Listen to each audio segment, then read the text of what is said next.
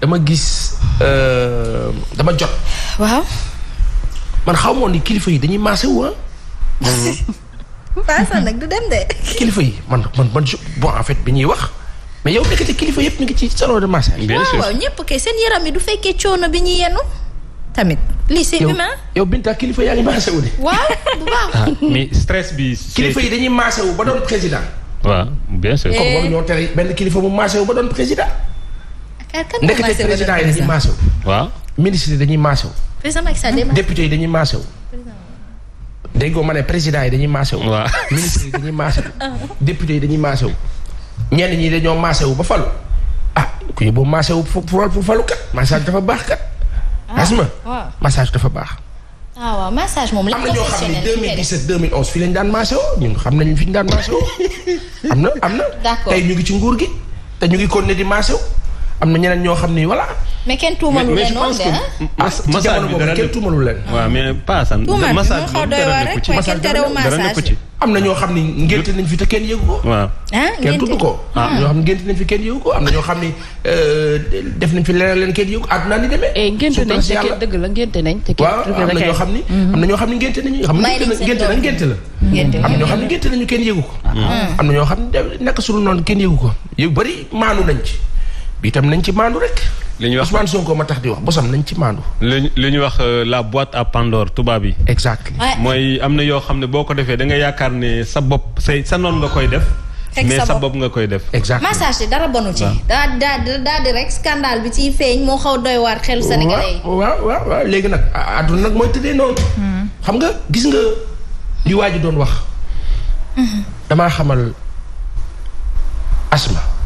wala damaa xamal Paasan wala damaa xamal Binta wala damaa xamal professeur wala damaa xamal Louisa sa sutura si yàlla ni mu yaatoo ñun dañoo war a jéem a góorgóorlu mel noonu jàng lool waaye Sénégal léegi tamante bi jiñante bi taqalante bi ruube bi jaxase bi dem na benn niveau boo xam ni yàlla rek xam wante lii nga xam ni wax nañ ko mu jëm ci kii nga xam ni Ousmane Sonko la lépp lu si nekk yàlla na ko yàlla leeral. amiin su dee lañ ko jiiñ dafa am ci moom. waaw. billaay yàlla dina ko leeral du yàgg. bu dee loolu amul yàlla dana ko leeral du yàgg. man nag maa ngi dégg ab doomu député bañ a tudd bañ a wax ne moom moo demoon jëli Adji Sarr ñu kaa dégg. daan si gën a xuus. dafa bëri ay points yoo xam ne am na si xam yoo xam ne yëg naa ko mënuma koo wax ak yeneen léegi nag man damay laaj ñi seetaan ak ñun yéen ñi toog fi te loolu di faw ngeen tontu ma ci nag tey ku ne di nga ma tontu kan si yéen moo dégg Adji Sarr wax wala mu gis ko tontu leen ma Asma tontu bàyyi mu passe bal bi noir. Binta tontu waaw nekkati jàkk jaay noonu man maay njëkk a nodd li nga Paasan mii man la njëkk a bëgg a noddloo waa kii comme ni nga ko waxee rek Paasan wax yi ñu ngi ciy dégg lu baree bari à chaque fois man moom dossier bi man dama yaakaar ni Asma dossier bi est-ce que ëpp ma doole tamit est-ce que du ma ko joxaat est-ce que du ma jox prof mu nodd yenn ko passe ko professeur. non mais Adji Sarr mu photom sax man xaw ma je suis même pas sûr. non mais je suis pas sûr. Il y a tellement de photos qui a circulé. merci non kenn déggu ko kenn xamul lu mu wax ak ku mu doon nu mu mel. on ne sait pas. waaw man de xaw ma. Louisa. dégguñu ko de dégguñu it ay avocat waaw léegi. waaw kon ku wax ku porter plainte. am na ku porter plainte ndax lii kan la ñu entendre ndax dégg naa am na ku ñu entendre woon ay. léegi nag xamul tax ma laaj leen lii. kuy recueillir plainte bi. xamul tax ma laaj leen lii. bosu ñenn ñi am na ñu fi jiñ viol seen bos dañoo dem daanaka ba presque ba yegg justice ñun ñu door cee jot presque waaye bii plainte bëri tat ñu jot ci léegi may laaj bi nag mooy ku ñu ko jox. ku ñu jox information bi. kan moo ko jox journaliste yi ku leen ko xamal ku leen wax ne aji dem na foofu aji demul ci journaliste yi de wow benn journaliste waxul ak benn journaliste loolu xel la rek jàngat waxuñu ko def ak ku deful de xel ba si des xasma dañoo toll ci environnement boo xam ne dafa sensible aussi. te Sénégal kenn waru fi woote lenn lu dul jàmm.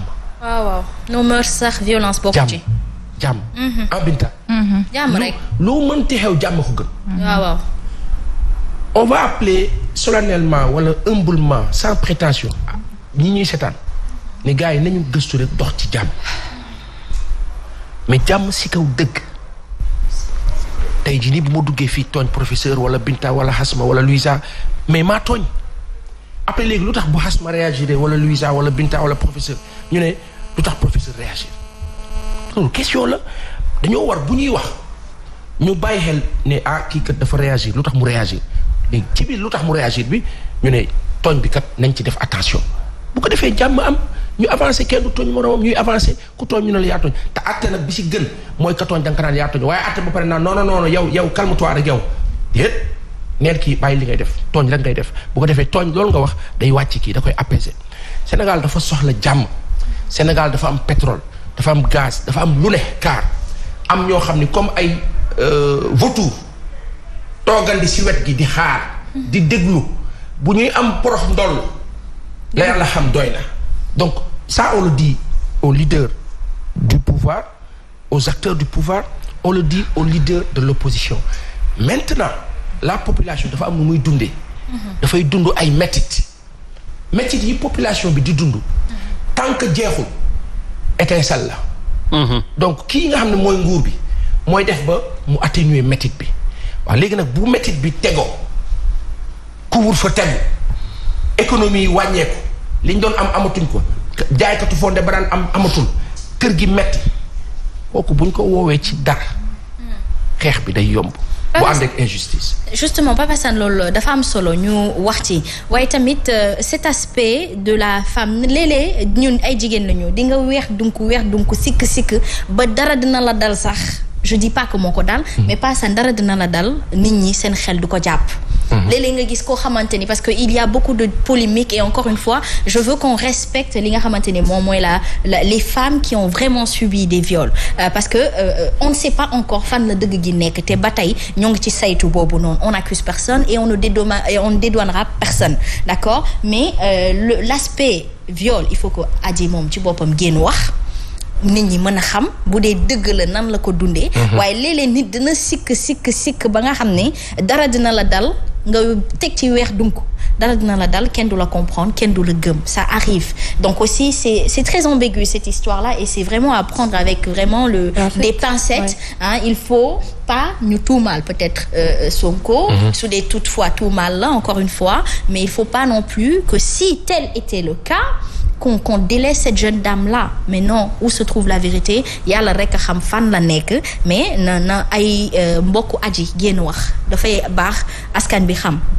ce témoignage-là comme dem na ba siw comme ni ñu doon réclamer na Diary Sow génn wax wala ay mbokkam génn wax noonu la ñuy réclamer itam comme c'est devenu populaire hein que ay mbokku Adji Sarr ak Adji Sarr ci boppam génn wax bu ko defee ñun tamit ñu mën a xam daal waaw loolu je pense que c'est une vérité boo xam ne kenn mënu ko dindi léegi nag coow li mooy li jaaxal ñëpp mooy waa ana ki jiñaate ana ay mbokkam ñoom dañ leen war a sentir ñun lii ñu def suñu doom dafa metti xam nga nit bu la defee dara dañ koy sentir léegi nag sénégalais yi suspicion bi c'est la thèse du complot nag li koy xaw a wone tuuti xam nga mooy lan bu ñu déparé ne tak mbir am na ca bis ba ñu gis benn SMS bu ñu jox waa APR ñu ne kat nee na leen jox na leen consigne bu ci kenn wax loolu day indi yéen lu ci seen yoon lu ngeen yéen ku leen tere wax yéen dara xew na tey na ku ne wax chacun est libre waaye bu leen si wax bu ngeen ci waxee dañu naan yéen dañ cee laale mais xëy na le silence aussi veut dire beaucoup de choses hein. Oui mais c'est-à-dire foofu dara xew na neel tekk rek maandu loolu erreur la bu mag dañu jàpp ne que bu ci kenn wax dañ cee war a wax ay waa APR ay citoyens sénégalais lañu lu xew ci dëkk bi dañ see war a wax mais pas ça tamit leen saa yu ñu waxee tamit ñu sikkal leen wala ñu ne waa ñoom ñoo deful boo doon gën a naturel mais boo leen joxee consigne ñëpp ne bu leen ci wax fi mu ne nii ñu ci bëri si ñoom kuñ ci woo genre interdiction de parole c'est des choses qui gênent tey vous ne pouvez pas gérer ce pays-là da ngeen war a wax ak ñun communiquer ak ñun da ngeen war a di nekk ak ñun ñu leen di sentir ñu leen di yëg nga xam ne yéen a ngi si ñun mais si vous vous éloignez vous écartez vos téléphones sont sous silence ou bloquez vous fermez vous faites votre cercle à vous mais yéen a ngi sori nit ñi yéen a ngi marginaliser seen bopp yéen a ngi créer opposition alors que vous devez être avec nous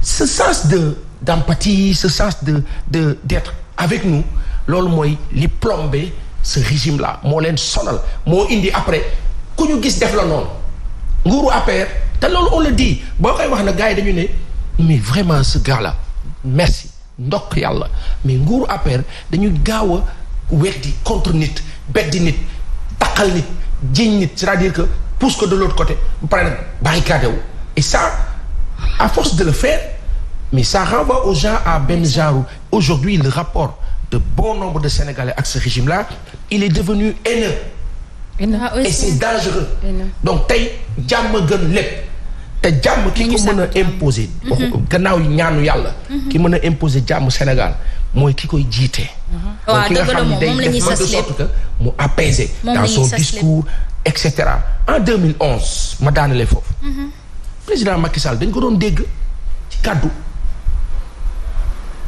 yii nga xam ne Ousmane Sonko tenir na ko barki démb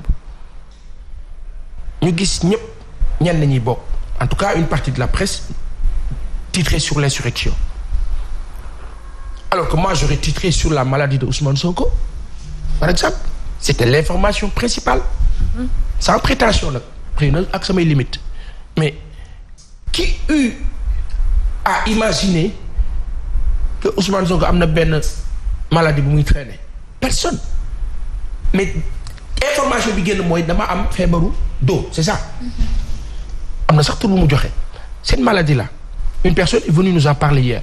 D'autres réagissent même en interne. Oui di wax ne ñu ngi koy dund. Voilà. On a découvert au-delà tuumaal bi am na c'est tuumaal bi nag benn presse mënu cee bind tànk egguñ ca paa ndaw la.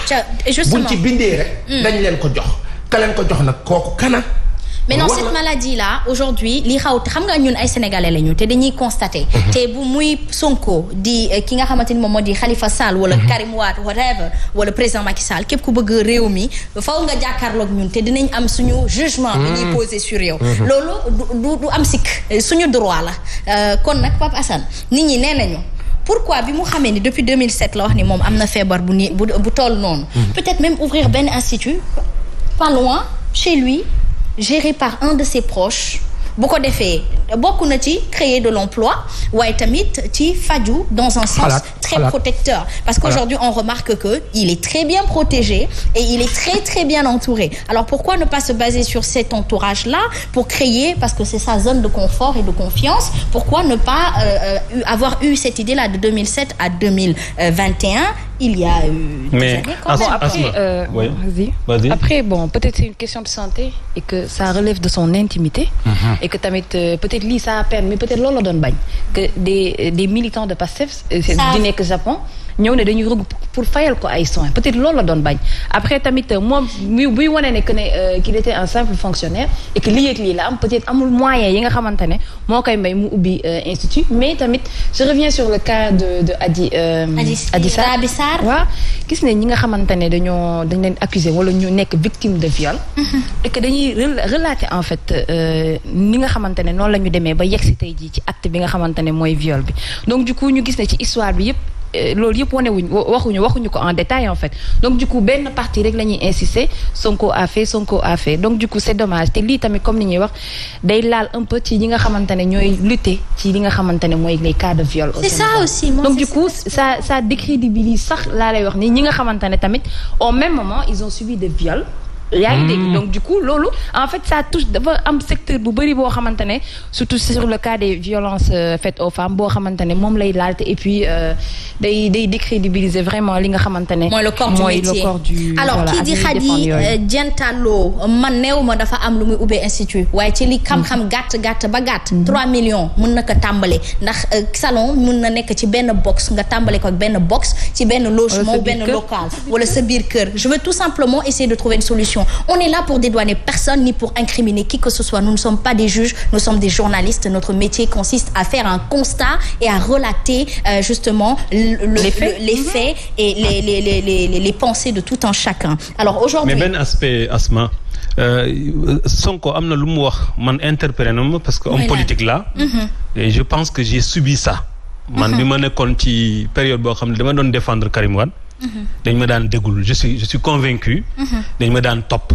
dañ ma daan yónni ay xale yu ndaw loolu moom lu wóor la c'est-à-dire que Sonko am na loo xam ne wax na ko man ça me concerne xam naa ko mais pourquoi État du Sénégal muy topp opposants yi comme si c'était des bandits. C'est ça aussi le problème. Voilà le problème. Et je peux comprendre Sonko bu ne moi je ne vais pas m'enfermer chez moi. Absolument. Mais je veux être un homme libre. C'est un être humain. Maintenant c'est un être humain man fii lii ci gën a gênant mooy l'histoire du viol. Mais en dehors de ça mais du yonent du yàlla. Waaw. C'est un homme ordinaire comme tout le monde. Tout à fait. Il a aujourd'hui amul kenn koo xam ne ci réew mi ñi koy accuser yëpp ñi koy yuux yëpp.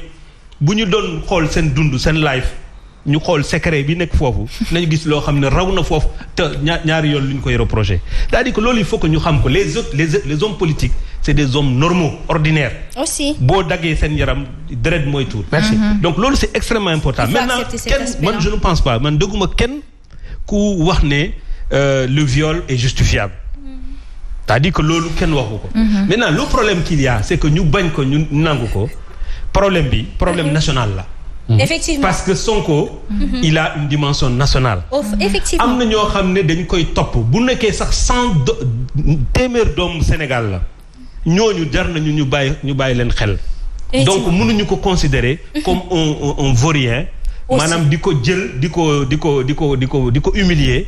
am na ñoo xam ne dañu ko gëm. C'est pas normal duñ ko nangu. Donc ça veut dire que ñoom nag bu ñu réagir nañu impacter ñun ñëpp. moo tax yëpp dañu war a xam ne lii c'est pas une affaire personnelle. Affaire nationale la. Tout à fait. te ñi jiite réew mi nañu ko jël comme une affaire nationale. Tout à fait. Et très sérieuse. Tout à fait. suñu ko deful nag mun na jur masibu parce que baax na loolu ñu wax ne la paix mais su fekkee amul respecté wuñu croyance nit yi lu ñu gëm.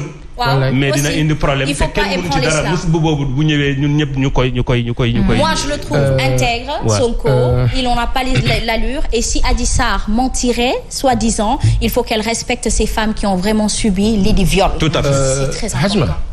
dafa am Sénégal bu ñu waxee ne jigéen dañ ko def lu ñaaw loolu safaan boobu.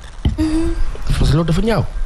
bu ñu nee jigéen def nañ ko d'habitude. kuréel yi nekk ci Sénégal nekk ay jigéen dañ naan bëreet. waaw tekk lañ def de. lu tax bii newuñu bëreet. tekk lañ def dégguma ci kenn. si moo fay def ko laajte démb ci grande gueule. lu tax bii nit ñi newuñu bëreet. leerul jigéen yi. parce que leerul confusion bee bare. bala ngay jóg da ngay xam si li ngay jóg. Confusion bee bare. Binta mën nga ñëw ne ko diw dañ koo violé acca Binta ay jigéen la ñu jógal. foofu yëpp. li ma si bëgg a wax rek paasan bëgguñu dugg au fond mais par exemple boo nee viol répétitif man boo ma fekkee ci bërëb nga jaay ma doole violé ma Asma doo ma fekkaat. balaa ngaa ñëw fekk yenu naa samay bagage te dem waaw man à chaque fois may sawar di la toppatoo. loolu tamit doy na waar. loolu moom jàngat naa ko ci. en tout cas man de bu ma nit violé ci benn bërëb. bu balaa muy ñëwaat man jël naa samay kaay. def naa loolu moom def naa ko ci. soo gisee lu ñuul daw. mi ngoog. Asma. waaw. Sonko nag dafa jóg ma si góor de man ba tey damay toog fi di ko wax mais oui j'ai le droit d'avoir mon appréciation physique vis-à-vis de lui et je suis avec Femme Diop qui dit que elle aussi elle aurait aimé que on a le droit d'apprécier ou pas je le trouve bel homme j'ai le droit de le dire ou pas oui bien sûr oui ma point beneen point bi may tëjee pendant qu'on parle de Sonko Ousmane et vraiment cette histoire là qui apparemment corona bi sax on a pas ça n'intéresse même plus les gens on parle oui. Même le vaccin personne n'en parle que si foofu la ñu dem que si tu as décidé de te vacciner alhamdulillah que si l'information principale nee naa la dama am info info bi ma am ca conseil des ministres démb président Macky Sall dafa wax kii di ministre de la santé kilifa yi ñu ngi leen di nuyu bu baax vraiment parce que dañuy seetaan président dafa wax ministre de la santé ak ministre des finances ñu góorgóorlu taxaw ci lépp luy organisation logistique diligenter la vaccination à partir de cette fin du mois là février. may laaj dong de li Fabrice di wax. may laaj dong nag. laaj dong qui va se vacciner? On va vacciner qui? Il faut démarrer, il faut sensibiliser les populations, etc. Mais qui va commencer? Eux-mêmes vont commencer. Oui. Bah, il faut que ce soit affiché et annoncé et qu'on le vive bien. Il faut que ñu koy dund au jour le jour. Kilifa tel mu ngi dem vacciner wu ji il faut faire direct. Je pense Kilifa tel il faut si vous voulez que les gens vous suivent yomb na. Pendant une semaine. Ou 10 jours ou les 15 premiers jours. comme mbiru 10 la 15 jours. xasuma si lu gàtt. comme mbiru 10 la 15.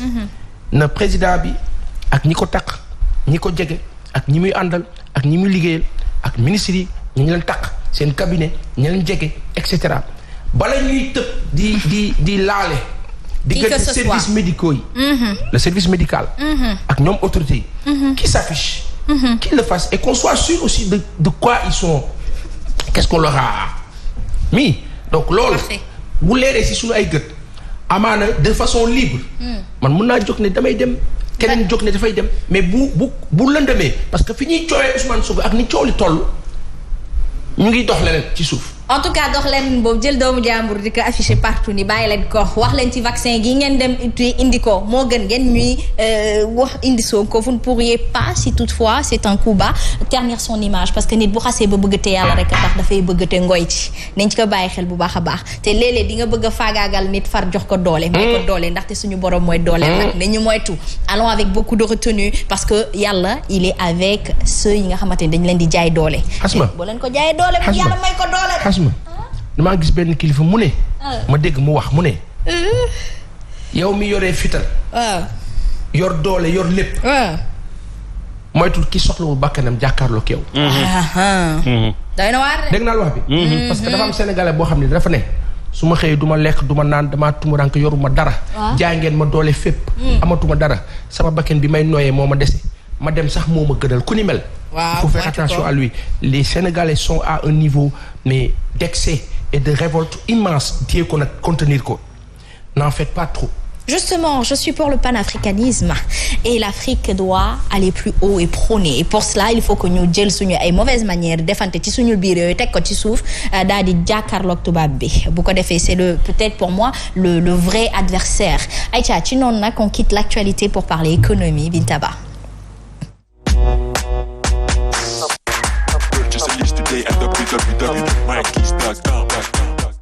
Voilà Bintaba mi ngi noonu dañuy fas yéene rek waxtaanee li nga xamante ni moom moo di économie nous parlerons des pêcheurs qui listent leurs problèmes. voilà Asma dinañ ñàkk wala duñu ñàkk waaye am na ay secteurs yoo xamante ne justement soxla nañ ñu ñàkk leen secteurs yooyu nag pêche ci la bokk ndax boo